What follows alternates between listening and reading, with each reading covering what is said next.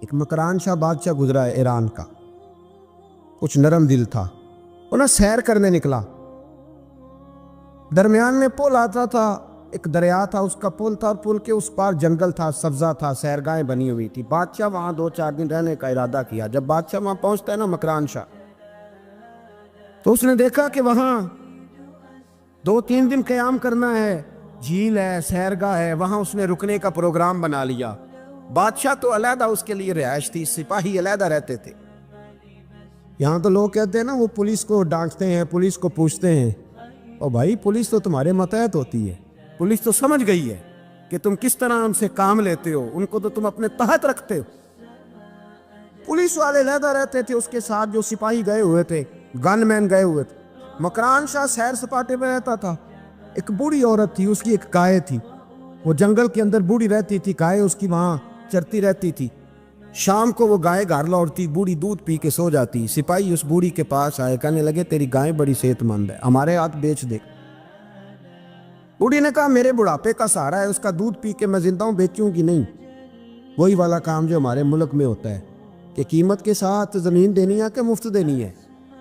جب بڑے آدمی کو پسند آ جاتی ہے تو کہتے ہیں مول دینی ہے کہ مفت دینی ہے، دینی پڑتی ہے، غریب ہے، کیا کریں، مجبور ہے، مظلوم ہے۔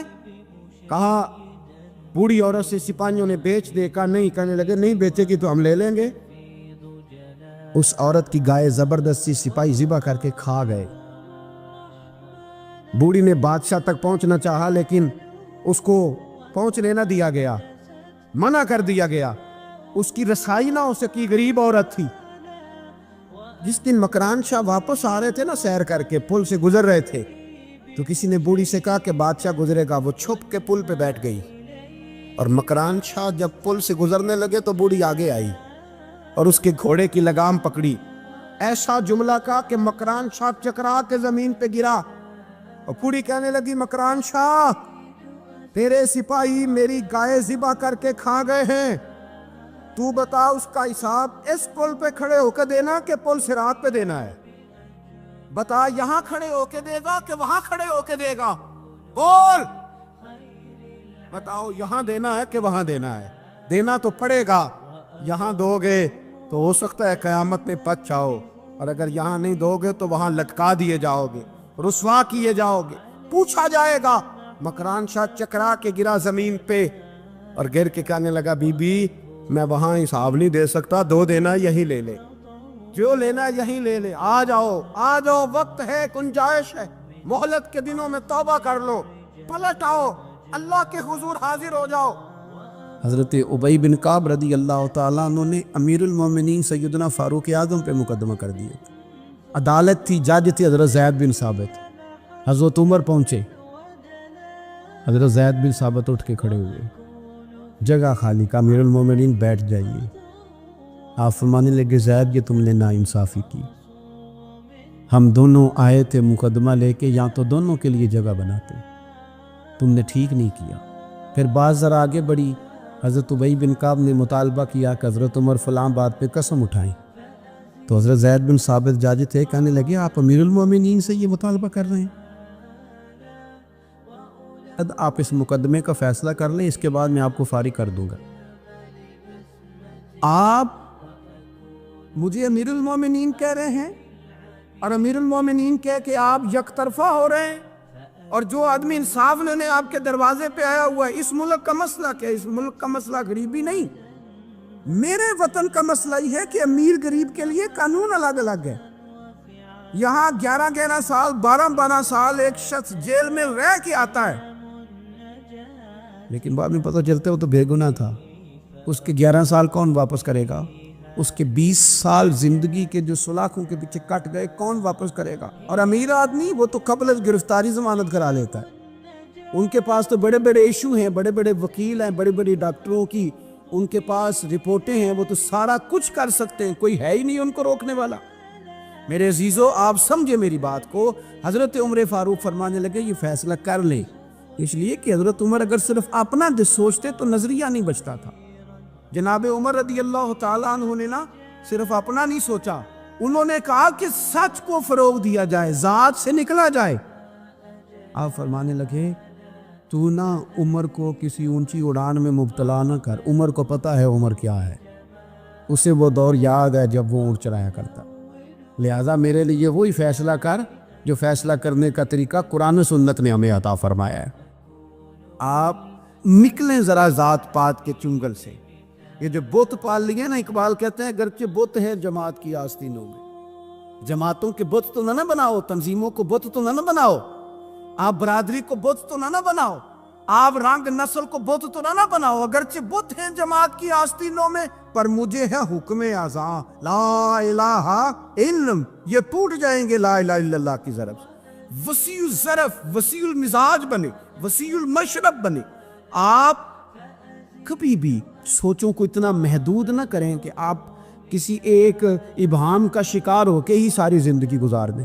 کیا مسئلہ تھا عرب کے لوگوں کو؟ مسئلہ کیا تھا؟ صرف اتنا، ایک عجیب روایت ہمیں ملتی ہے سیرت کی کتابوں میں، میرے نبی پاک صلی اللہ تعالی علیہ وسلم نا رات کے وقت پہاڑ کی چوٹی پہ بیٹھ کے قرآن پاک کی تلاوت کرتے تھے۔ حضور نا رات کے وقت قرآن پاک کی تلاوت کر رہے تھے، نبی کریم تلاوت کر رہے تھے، اور جب یاسین والے نبی خود یاسین پڑھے، والضحیٰ والے محبوب جب خود والضحیٰ کی تلاوت کریں، مدثر والے محبوب جب خود مدثر پڑھے، تو انداز ہی نرالو۔ حضور قرآن پاک کی تلاوت کر رہے تھے تو اس تلاوت کی نا آواز گونجی، کہاں تک پہنچی؟ ابو جہل بھی کسی جھاڑی میں چھپ کے حضور کا قرآن سننے لگا۔ سریلی اتنی تھی، اس میں لطف ہی اتنا تھا، ابو سفیان بھی آ گئے کسی جھاڑی میں چھپ کے قرآن سننے لگے، اخنس بن شریک بھی آ گیا، تھوڑا نہیں سنا، ساری رات ہی حضور کی تلاوت سنتے رہے، ساری رات تلاوت۔ اور کہاں چین لینے دے حضور کی میٹھی آواز، کہاں چین لینے دے حضور کی میٹھی آواز۔ تینوں پھر اٹھ گئے، کئی دن آتے رہے، ایک دن طے ہوا کہ آج کے بعد بالکل نہیں آنا، جو آئے گا سزا ملے گی، ہو گئی بات طے۔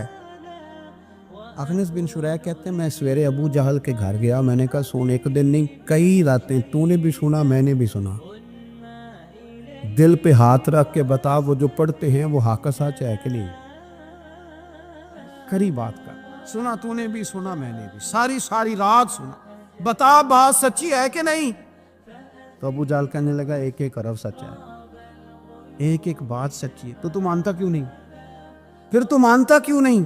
تو جو ابو جہل نے جواب دیا، خدا را اس پہ غور کرنا، میری منت سمجھ کر اس بات پہ غور کرنا، او پھر تو مانتا کیوں نہیں؟ تو ابو جہل کہنے لگا ہمارے قبیلے کا اور بنو ہاشم کا، حضور سید عالم کے قبیلے کا شروع سے مقابلہ رہا ہے، انہوں نے اگر لوگوں کو کھانے کھلائے تو ہم نے بھی کھلائے، انہوں نے غریبوں کا بوجھ اٹھایا تو ہم نے بھی اٹھایا، انہوں نے اگر گھوڑا دوڑایا تو ہم نے بھی دوڑایا، پھر انہوں نے دعویٰ کر دیا کہ ہمارے اندر ایک نبی آ گیا ہے، اب ہم کیسے مان لیں اس قبیلے میں نبی آ گیا؟ پہلے کیا کہہ رہا ہے؟ بات بالکل حق ہے، اب کیا کہہ رہا ہے؟ اس کے کہنے کا مطلب یہ ہے کہ اگر میرے قبیلے میں نبی آتا تو میں مان جاتا۔ او خدا کے بندو، یہ برادری کا بت، قبیلے کو جو بت بنا لیا معاذ اللہ، وہ تعصب بن کے آڑ بن گیا، گروہ پرست ہو گئے۔ وہ کہنے لگا اس کا مطلب یہ تھا کہ میرے قبیلے میں ہوتے تو میں مان جاتا، قبیلہ دوسرا ہے۔ خدا را، ان بتوں کو توڑنے کی ضرورت ہے۔ کاش ابو جہل یہ سمجھتا کہ یہ تو رب کی تقسیم ہے نا، واللہ یختص برحمتہ من یشاء، وہ کہتا ہے میں جس کو چاہتا ہوں اپنے فضل سے اپنا خاص بنا لیا کرتا۔ لیکن یہ گروہی تعصبات، قرآن مجید آپ دیکھیں نا تو یہودیوں کے بارے میں اللہ فرماتے ہیں، کیونکہ تورات میں بھی حضور کی شانیں، زبور میں بھی حضور کی شانیں، انجیل میں بھی حضور کی شانیں، ہر جگہ اللہ نے اپنے حبیب کے تذکرے کیے۔ رب کریم فرماتا ہے محبوب یہ جو یہودی ہیں نا، یعرفونہ کما یعرفون ابناءہم، قرآن مجید کے الفاظ پہ غور کیجئے، کہا محبوب یہ آپ کو اس طرح جانتے ہیں، اس طرح پہچانتے ہیں جس طرح کوئی اپنے بیٹے کو پہچانتا ہے۔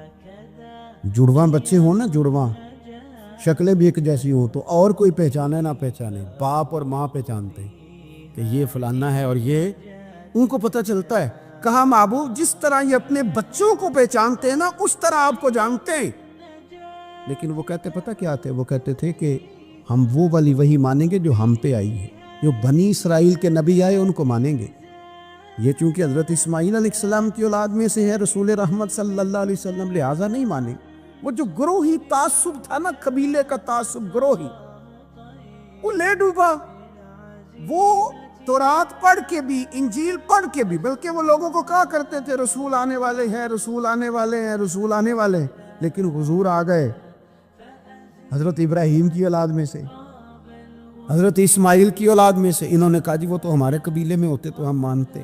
میں نے بھی غور کرنا ہے، آپ نے بھی غور کرنا ہے. یہ سوچے تو یہودیوں کی ہے کہ فلانا میرے قبیلے سے ہو تو پھر مانتا ہوں، فلانا فلانی جگہ ہو تو. یہ تو سوچ ہماری نہیں. شیخ عبد القادر جیلانی رضی اللہ تعالیٰ عنہ ارشاد فرماتے ہیں کہ تو جہاں بھی ہو نا، اپنی سوچ کو عاجزی والی بنا. آپ فرماتے ہیں اگر تیری عمر زیادہ ہے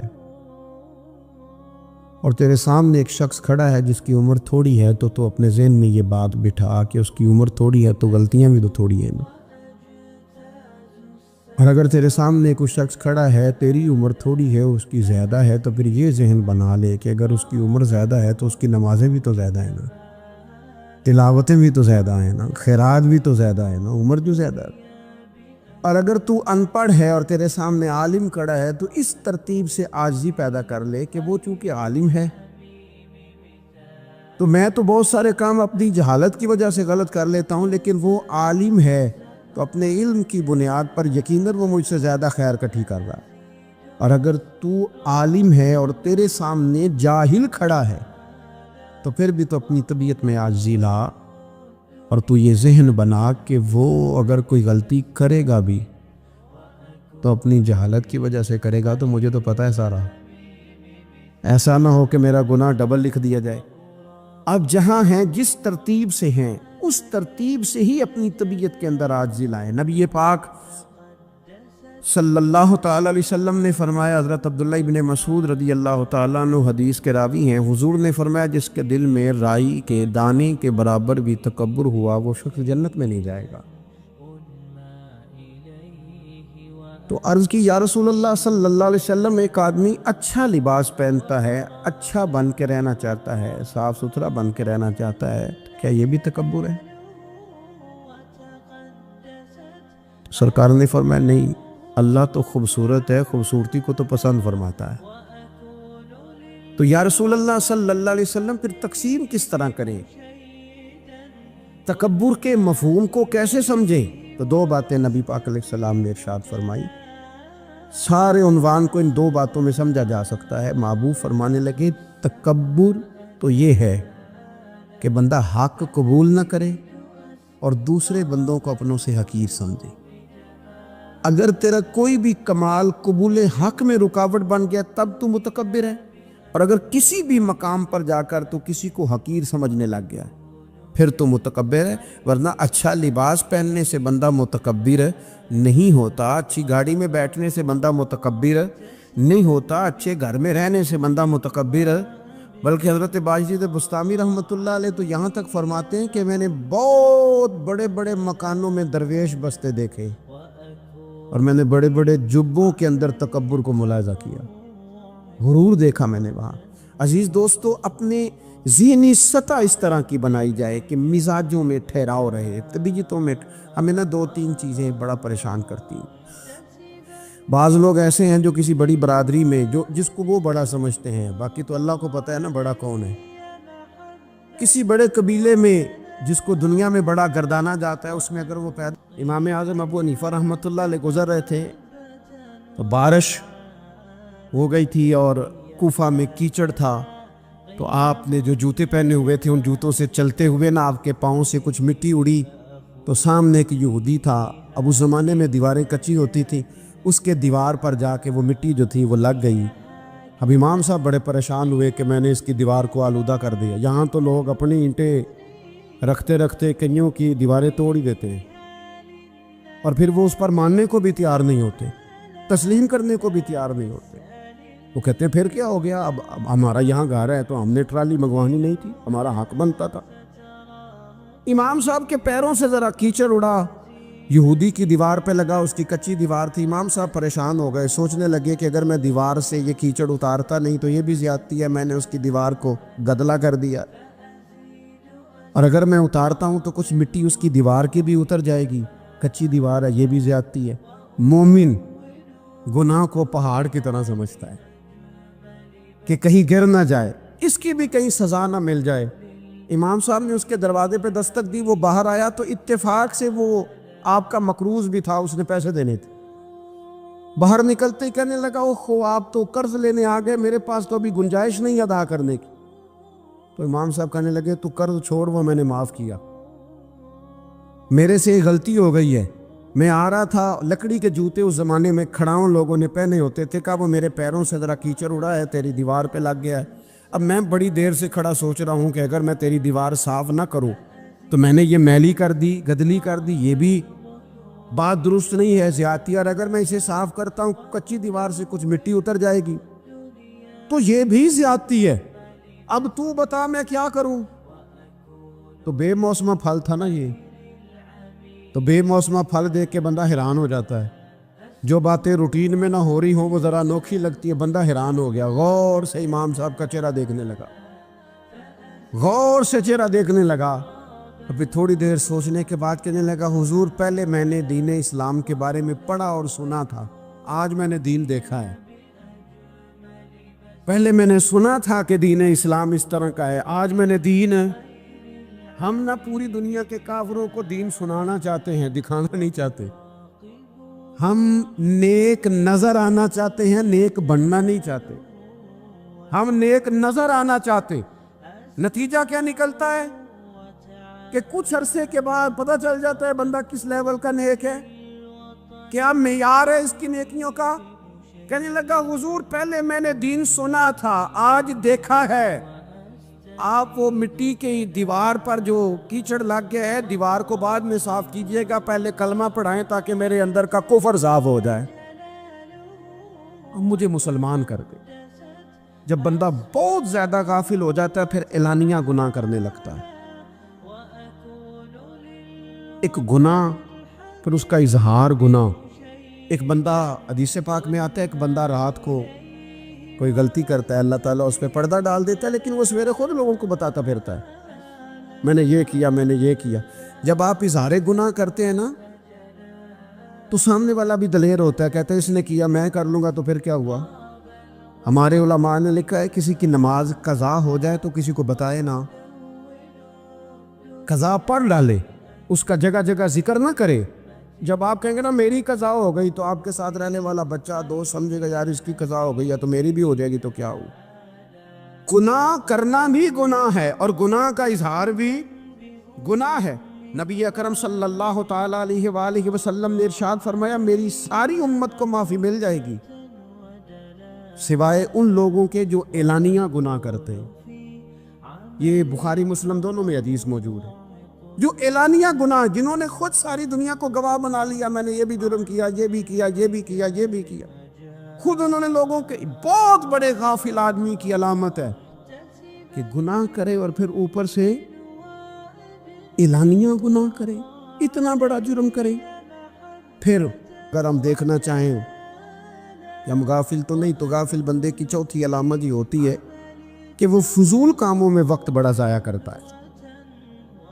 فضولیات میں ادھر بیٹھے ہیں، ادھر بیٹھے ہیں، یہاں گپ شپ ہو رہی ہے، وہاں موبائل دیکھا جا رہا ہے، پھر کچھ ٹائم ملا ہے تو پھر کہیں دور دراز کسی ہوٹل پہ کھانا کھانے چلے گئے، پھر کچھ ٹائم ملا تو چلو نکلتے ہیں ذرا کوئی ہفتہ سیر کر آتے ہیں، یہاں گپ شپ ہے، فلاں کو ڈسکس کر لیتے ہیں، فلاں کے بارے میں بات کر لیتے ہیں، سیاسی تبصرے کر لیتے ہیں، یہ تھوڑی گفتگو ہو جاتی، چلے محلے داروں پہ تبصرہ شروع کرتے ہیں، کون روٹی زیادہ کھا رہا ہے اور کس کے پاس پیسے زیادہ آ گئے، چلو جا کے پتہ کرتے ہیں۔ حالانکہ یہ پتہ نہیں کرنا چاہیے تھا، پتہ تو اس کا کرنا چاہیے تھا جو بیچارہ کل سے بھوکا ہے، خبر تو اس کی رکھنی چاہیے تھی جس بیچارے کے گھر میں بچوں کے لیے پہننے کو کپڑے موجود نہیں ہیں، اس پر تبصرہ یہ کرتے ہیں کہ یہ محنت کیوں نہیں کرتے، اور اگر کسی پر اللہ عطا کر دے پھر حساب ضرور لگاتے ہیں کہ ذرا معلومات کرو یہ اتنی جلدی آگے کیسے نکل گئے۔ غافل بندے کی علامت ہے وقت کا ضائع کرنا اور فضول کاموں میں ضائع کرنا اور بلا وجہ ضائع، اور ایسے سوالات کرنا جن کی ضرورت ہی کوئی نہیں، بالکل ضرورت ہی نہیں، کوئی مطلب بھی نہیں، لیکن ہم لوگ وقت ضائع، یہ غفلت کی علامت، غفلت۔ اللہ والوں کی علامت کیا تھی؟ ایک بات انہوں نے زندگی میں لے لی، سیکھ لی، پھر ساری زندگی اسی پہ گزار دی۔ ان کا ارادہ تھا نا، کشکول سیدھا کیا۔ کچھ لوگ ساری زندگی لیکچر قبول لے کے سن کے پھر بھی سمجھنے کو تیار، یہ غافل دل کی علامت ہے۔ اس لیے نبی پاک صلی اللہ تعالی علیہ وسلم نے فرمایا، دو نعمتیں ایسی ہیں جن میں اکثر لوگ غفلت میں ہیں، ایک صحت اور دوسری فراغت۔ لوگ بلا وجہ وقت ضائع کرتے ہیں۔ اللہ نے صحت دی ہے، کسی خیر کے کام میں لگائیں۔ اگر آپ کے پاس فارغ وقت ہے تو قرآن پاک کو یاد کریں، ترجمہ اور تفسیر سے پڑھیں، محبوب پاک علیہ السلام کی احادیث کو یاد کریں، اللہ والوں کی باتیں سنیں۔ وقت ملے تو عبادات میں لگائیں، نوافل میں لگائیں، تلاوت میں لگائیں، ذکر اذکار میں لگائیں، اور پھر اللہ مزید توفیق عطا کرے تو کسی کے بھلے میں وقت لگائیں۔ گلی سے کوئی کانٹا اٹھائیں، کوئی روڑا اٹھائیں، کوئی کسی کی مدد کریں، لیکن یہ غافل انہیں کی علامت ہے کہ اپنے وقت کو ضائع کرنا۔ اور پھر اسی طرح غفلت کی پانچویں علامت یہ ہے کہ اگر بندے کو دنیا سے پورا پیار ہو جائے، یعنی شب قدر میں بھی آگے کہتا ہے یا اللہ کبھی پیسے دے دے، میں شب برات والے دن بھی کہتا ہے کہ مالک اگر کبھی کوئی ایسا سبب لگ جائے نا، یعنی بیت اللہ شریف کے سامنے کھڑے ہو کے بھی اگر اس نے مال ہی مانگنا ہے، وہاں بھی اس نے یہی سوال کرنا ہے، حب پہ دنیا اتنی غالب آ جائے، تو یہ غافل ہونے کی علامت۔ دنیا ضرورت ہے، مقصد نہیں ہے، دنیا کی حاجت ہے، مقصد نہیں ہے، یہ مقصود نہیں۔ اور جب لوگ فقط دنیا کے مال کو، دولت کو، نبی پاک علیہ السلام نے فرمایا وہ لعنتی ہے جو درہم اور دینار کا بندہ بن گیا ہے، پیسوں کا بندہ بن گیا ہے، مل جائے تو خوش ہوتا ہے، نہ ملے تو تکلیف میں آ جاتا ہے۔ یہ غافل بندے کی علامت۔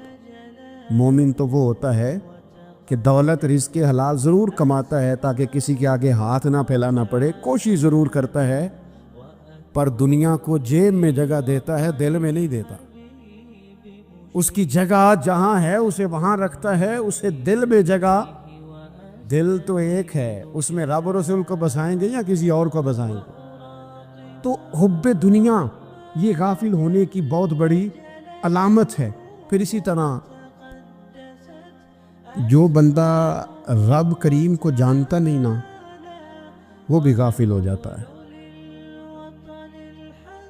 ایک تو جو یہ نہیں نہ جانتا کہ رب کریم سزا دے گا، مجھے دیکھ رہا ہے، اسے نہ اونگ آتی ہے نہ نیند آتی ہے، جو اس کی معرفت نہیں رکھتا کہ میرا رب ہر وقت مجھے دیکھ رہا ہے، وہ بھی غافل ہو جاتا ہے۔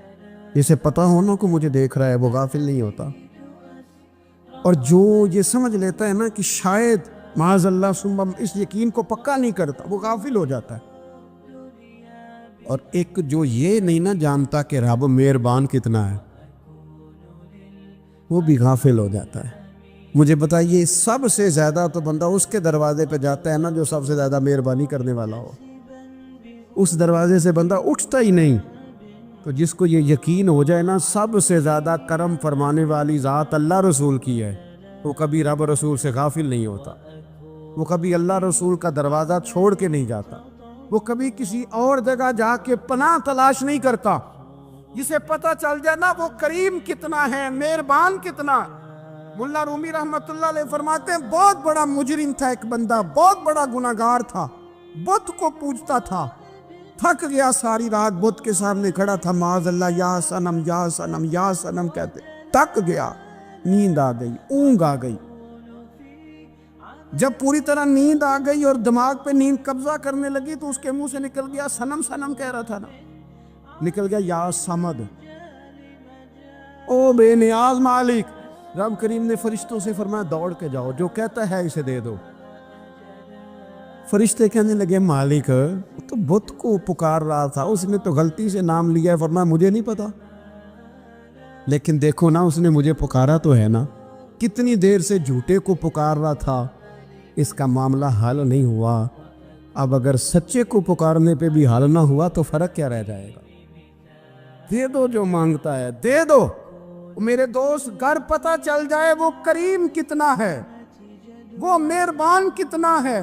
میرے رسول پاک علیہ الصلوۃ والسلام نے تو فرمایا تیری آنکھ سے اگر اس کے خوف سے اتنا آنسو بھی نکل گیا جتنا مچھر کا پر ہوتا ہے، تو جس طرح بھینس کے تھنوں سے نکلا ہوا دودھ واپس تھنوں میں نہیں نہ جاتا، جو اتنا بھی روئے نہ روئے اللہ کے خوف سے، وہ بندہ دوزخ میں نہیں جائے گا۔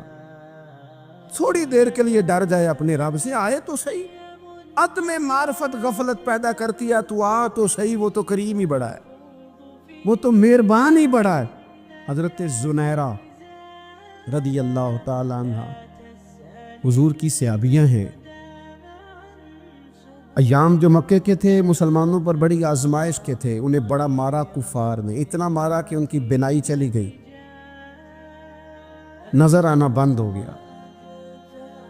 کافروں کی عورتوں نے تانا دیا کہ تو نے ہمارے بت چھوڑے ہیں نا، تو دیکھنا تیری بینائی چلی گئی۔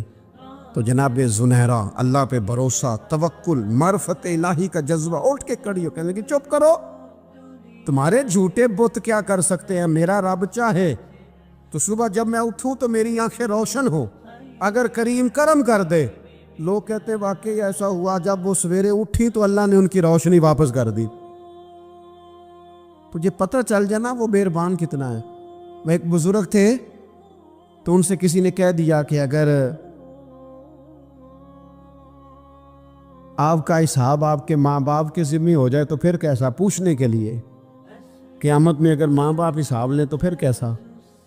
تو بڑے سیانے لوگ تھے جو دل والے تھے، کہنے لگے نہیں، رب کریم ہی ٹھیک ہے، اس لیے کہ وہ ماں باپ سے کہیں بڑھ کر پیار کرنے والا۔ اگر یہ معرفت مل جائے وہ کریم کتنا ہے، اور جب بندہ پوری طرح اس کی بارگاہ میں آ کے تڑپ جاتا ہے نا، مولا میں جاؤں کدھر، تیرا دروازہ چھوڑ کے جاؤں کدھر۔ اقبال کہتے ہیں وہ ایک سجدہ جسے تو گراں سمجھتا ہے، 1000 سجدوں سے دیتا ہے آدمی کو نجات۔ تجھے جگہ جگہ جھکنا نہیں پڑے گا اگر تو صحیح معنوں میں اپنے رب کی بارگاہ میں جھک جائے۔ تو میرے عزیز کوشش کریں کہ اس کی معرفت، اس کا کرم، اس کی عطا اور اللہ تبارک و تعالیٰ کے حاضر و ناظر ہونے پر عین الیقین، حق الیقین حاصل کریں۔ اور پھر کہ غافل لوگوں کی صحبت بھی بندے کو غافل کر دیتی، غافلوں کی صحبت میں نہ بیٹھے، ان کی صحبت میں بیٹھے جن کے پاس بیٹھنے سے دل میں رب رسول کی محبت پیدا ہوتی۔ غافلوں سے بچیں، چنگیاں دے لڑ لگی ساں تے چولی چ پھل پئے، تو جدوں میں پیڑیاں دے سنگ رل گئی تے میرے اگلے بھی ڈول گئے۔ برے آدمی کی صحبت بندے کو غافل کر دیتے، غافلوں کی صحبت میں کبھی نہ بیٹھے، کبھی نہیں۔ غافل آدمی آپ کو غافل کر دے گا۔ میرے نبی پاک علیہ الصلوۃ والسلام نے فرمایا انسان اپنے دوست کے مذہب پر ہوتا ہے۔ یہ بہت بڑے لفظ ہیں۔ فرمایا المرء علی دین خلیلہ، انسان اپنے دوست کے مذہب پر ہوتا ہے۔ تو دیکھ تو نے دوست کس کو بنایا، جو تیرے دوست کا مذہب ہوگا وہی تیرا ہو جائے گا۔ ہم نے دوست بنایا نا غوث پاک جیلانی کو، ہم نے یاری لگائی ہے نا داتا علی اجمیری سے، ہماری نسبت ہے نا معین الدین اجمیری سے، ہمارا تعلق ہے نا بہاؤالدین زکریا ملتانی سے، ہمارا رشتہ ہے نا حضرت مجدد الفسانی سے، ہم ماننے والے ہیں نا اعلیٰ حضرت بریلوی کے، ہمارا تعلق ہے کبھی جماعت علی سے کبھی مہر علی سے، ہمارا ان سے تعلق ہے تو صبح شام ہماری زبان پہ رہتا ہے بلغ العلا بکمالہ کشفت دجا بجمالہ حسنت جمیع خصالہ صلو علیہ وآلہ۔ ان سے تعلق جڑا ہے نا تو کئی دفعہ تنہائیاں تڑپا دیتی ہیں اور تڑپ کے کہتے اج سکھ متران دی ودیری ہے، اج سکھ متران دی، سکھ کہتے ہیں اڈیق کو، متر کہتے ہیں محبوب کو، اج سکھ متران دی ودھیری ہے، کیوں دلڑی اداس گھنیری ہے، لو لو وچ شوق چنگیری ہے، اج نینا لائیاں کیوں جھڑیاں، سبحان اللہ سبحان اللہ سبحان اللہ۔ پہلے کہتے ہیں سکھ متران دی ودھیری ہے یعنی اداس ہو، پھر حضور کے جلووں پہ نظر کرتے ہیں، کہتے ہیں سبحان اللہ سبحان اللہ، ما اجملک، ما احسنک، ما اکملک، اور پھر فوراً کہنے لگے او کتھے میرے علی، او کتھے میرے علی تے کتھے تیری سنا۔ اب ویکھو مشتاق اکھیں کتھے جا اڑیاں